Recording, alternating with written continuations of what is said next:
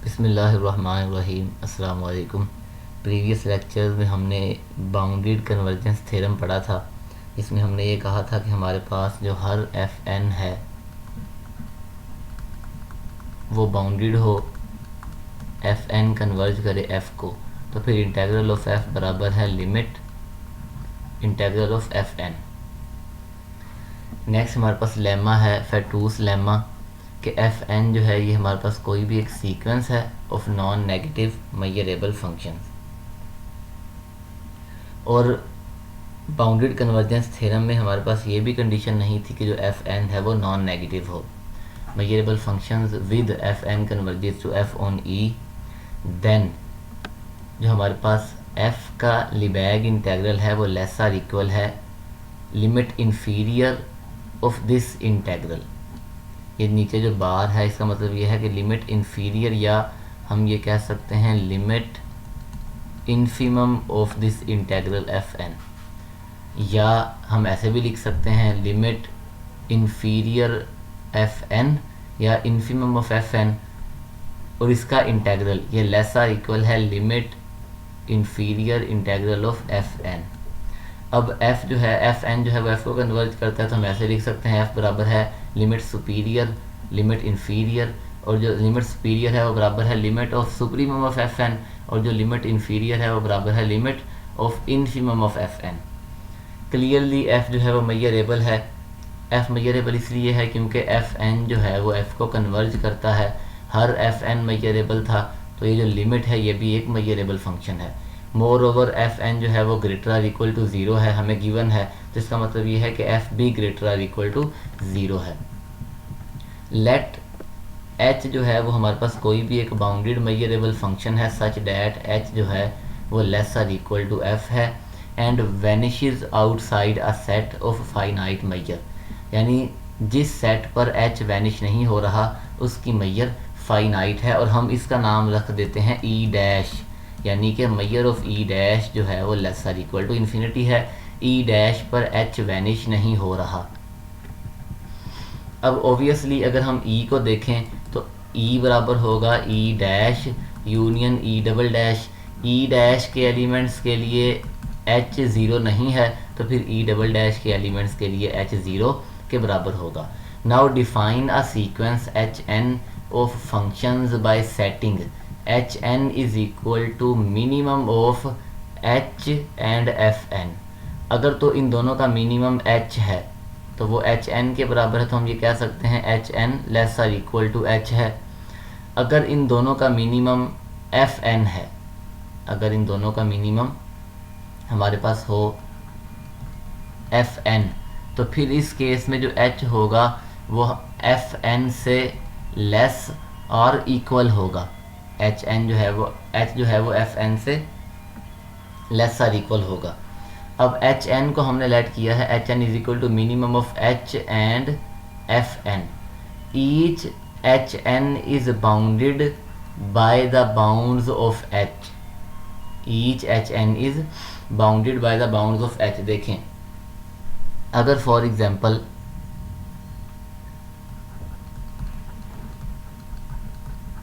ये बराबर है एच के, इन दोनों का मिनिमम एच है, तो ये आ जाएगा h N is equal to h, या हम ये भी कह सकते हैं h N is lesser equal to H है।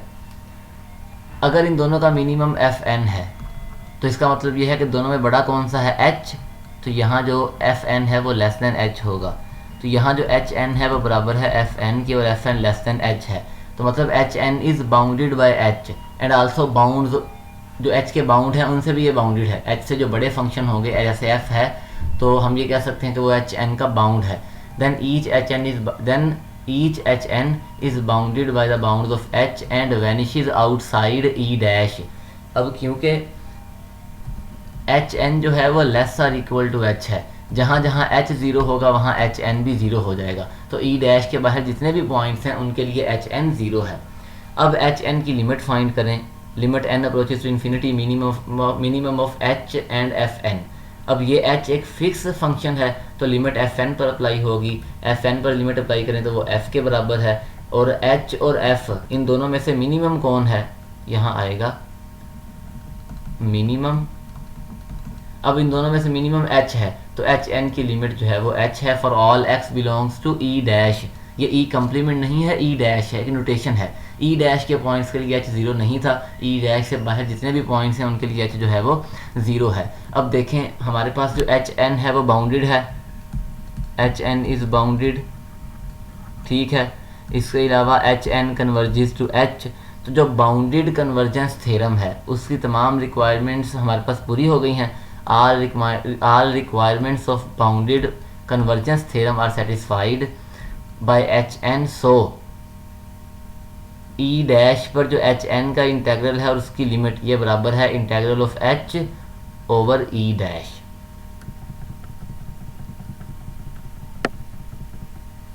नेक्स्ट अगर हम देखें, हमने शुरू में कहा e बराबर है e dash union e double dash. E dash के पॉइंट्स के लिए h 0 नहीं है, ई डबल डैश के पॉइंट्स के लिए h 0 है। तो अगर मैं h का इंटेग्रल लूँ e पर, तो मैं लिख सकता हूँ उसे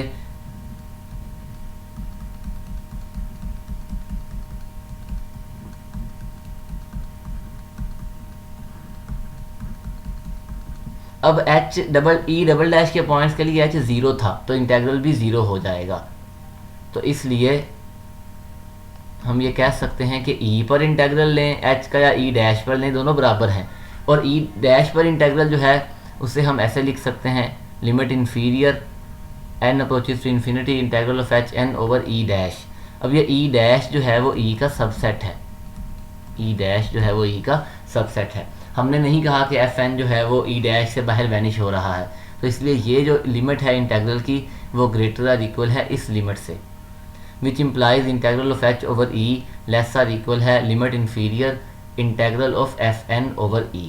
बाई टेकिंग सुप्रीमम, दोनों तरफ अगर हम सुप्रीमम ले लें तो ये हमारे पास आ जाएगा supremum integral of h over e, जो कि इंटेग्रल ऑफ f के बराबर है, इंटेग्रल ऑफ f, और यहाँ आ जाएगा लिमिट इन्फीरियर अगेन यहाँ पर भी, जो कि हमने प्रूव करना था कि integral of f less or equal है limit inferior n approaches to infinity integral of F n. ये ना भी लिखें तो फिर भी हमारे पास अंडरस्टूड है कि एन अप्रोचेस टू इन्फिनिटी है, और यही हमने प्रूव करना था।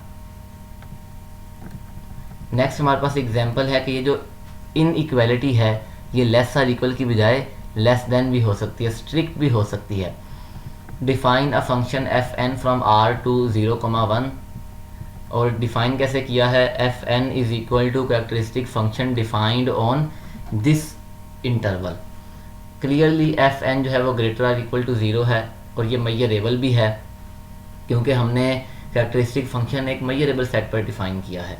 आप इसकी लिमिट फाइंड करें, लिमिट इन्फीरियर एफ एन जो कि बराबर है सुप्रीमम फिर infimum of F N plus 1 F N plus 2 and so on. जैसे जैसे हम एन को इंक्रीज करेंगे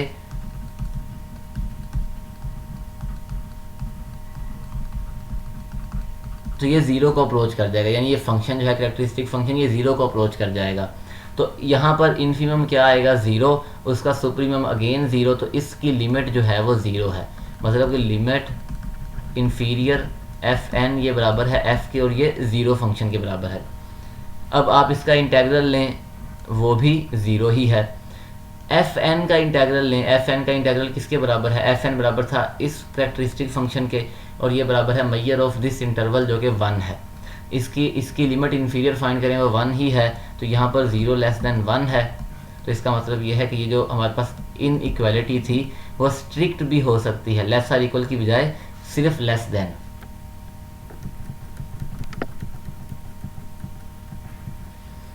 नेक्स्ट हमारे पास प्रोपोजिशन है 3.7 के f जो है वो नॉन नेगेटिव मेजरेबल फंक्शन है on e, then integral of f is equal to 0 if and only if f is equal to 0 almost everywhere on e।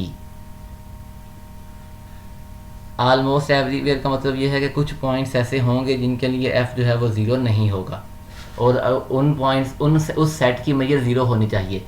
अगर f इज इक्वल टू 0 है almost everywhere on e, तो फिर वो set जिसके लिए f 0 नहीं है उसकी मेजर 0 होनी चाहिए। यही हमारे पास डेफिनेशन है ऑलमोस्ट एवरीवेयर की।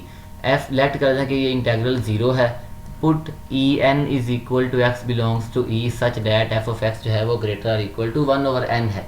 ऑब्वियसली यहाँ पर जब हम n को n अप्रोच करेगा इन्फिनिटी को तो ये 0 को अप्रोच कर जाएगा, तो यहाँ फिर हम ये कह देंगे कि एफ ऑफ एक्स जो है वो greater or equal to F of x greater than 0 है, क्योंकि 1/n अप्रोच करेगा 0 को, ना कि वो 0 के बराबर है। अब ई एन सबसेट है ई का, ई एन पर इंटेग्रल फाइंड करें, वो लेस आर इक्वल होगा integral of F over E. Integral of F over E 0 है, इसका मतलब ये है कि हर ई एन के लिए एफ का इंटेग्रल 0 है। अब 0 बराबर है integral of F over E N जो कि ग्रेटर आर इक्वल है integral of 1/n over E N, क्योंकि एफ जो है वो ग्रेटर आर इक्वल है 1/n के, और इसका इंटेग्रल बराबर है 1/n into measure of E n. तो यहाँ से मैयर ऑफ ई एन जो है वो 0 के बराबर है।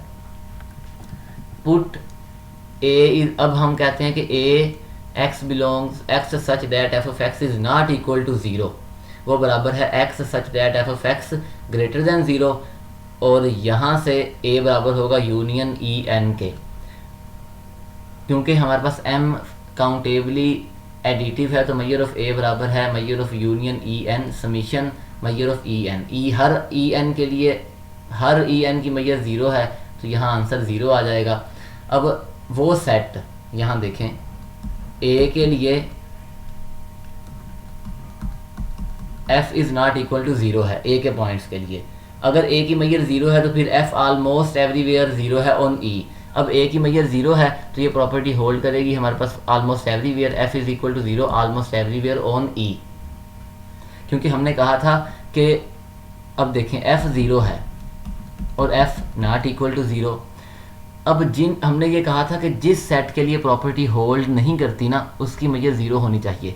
प्रॉपर्टी ये है कि एफ 0 हो, यहाँ है कि एफ नॉट इक्वल टू 0, मतलब कि वो सेट जिसमें एफ 0 नहीं है उसकी मैयर 0 होगी, तो फिर वो ऑलमोस्ट एवरीवेयर प्रॉपर्टी होल्ड करेगी।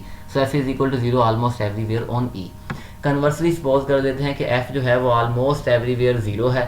Suppose that f is equal to 0 almost everywhere on E, so that f x such that F of x greater than 0 has Lebesgue measure 0, यानी वो सेट जिसके लिए प्रॉपर्टी होल्ड नहीं करती उसकी मैयर 0 होगी। F के लिए प्रॉपर्टी होल्ड नहीं करती, एफ के लिए एफ जो है वो 0 नहीं है, तो ये इसकी लिबैग मैयर 0 है। Put F N is equal to N into characteristic function defined on F. अगर हम एन अप्रोचेज टू इन्फिनिटी करें तो एफ एन की लिमिट इन्फिनिटी आ जाएगी, तो इसका मतलब ये है कि एफ जो है वो लेस आर इक्वल है limit inferior of F n. तो यहाँ से इंटेग्रल लेंगे तो integral of f less or equal होगा integral of limit inferior of F n by Fatou's lemma. ये किसके बराबर है या ये किससे लेस आर इक्वल है? ये लेस आर इक्वल है लिमिट इन्फीरियर एफ एन। तो ये हमारे पास लेस आर इक्वल है limit inferior of integral f n, और लिमिट इन्फीरियर और एफ एन का इंटेग्रल किसके बराबर है? n into characteristic function defined on f, और ये आ जाएगा limit inferior n into measure of f। Measure of f 0 है, तो इसका मतलब ये है कि ये भी 0 है। So integral of f is equal to 0। हमारे पास गिवन ये था कि f जो है वो ग्रेटर आर इक्वल टू 0 है। ऑलमोस्ट एवरीवेयर 0 है ऑन e, और एक सेट हमारे पास f भी है जिसके लिए वो 0 नहीं है, 0 से ग्रेटर है, और f की मैयर क्या है? 0 है। तो यही हमने प्रूव करना था कि अगर f का इंटेग्रल 0 है, if and only if f is equal to 0 almost everywhere on e।